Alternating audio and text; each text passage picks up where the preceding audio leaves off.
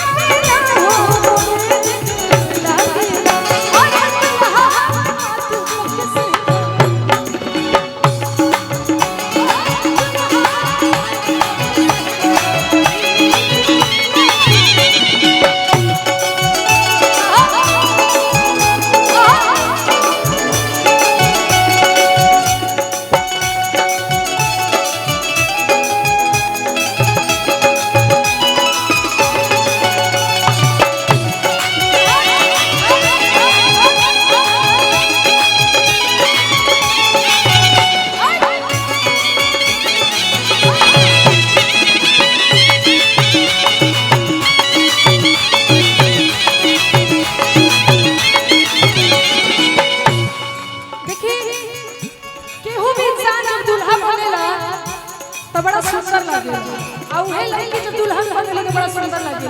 काहे काहे सुंदर लगेला लोग जानत नहीं, बुझाला चंद्र सूरजवा की लड़िया वाला, चंद्र सूरजवा लड़िया वाला।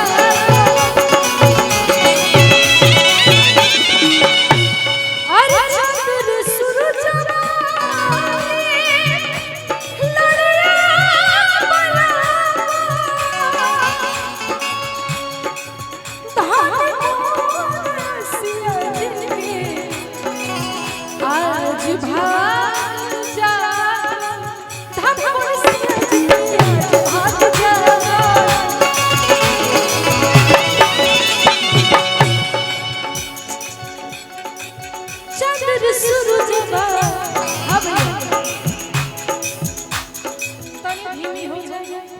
बोलिए बोलिए हम सुना पहले।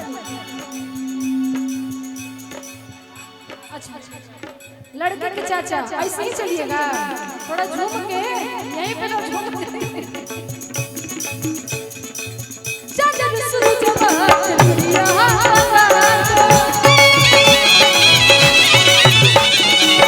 राजेश सिंह जी लखनऊ से पैसा आया बा, लड़के के चाचा जी की तरफ से बहुत पुरस्कार बा, बड़ा कंजूसी होता।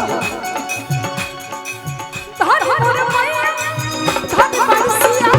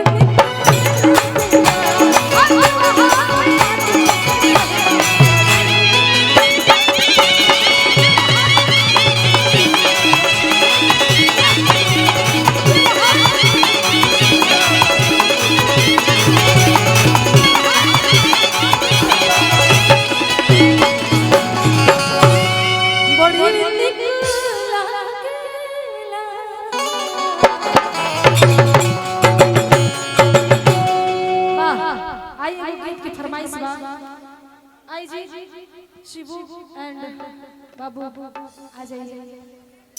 बड़ा हाँ ना तू बाबू ना बोली, तू शिबू हो गई, आधा बाबू एकरा में घुसा जाते। बड़ा सुंदर भाव लगता।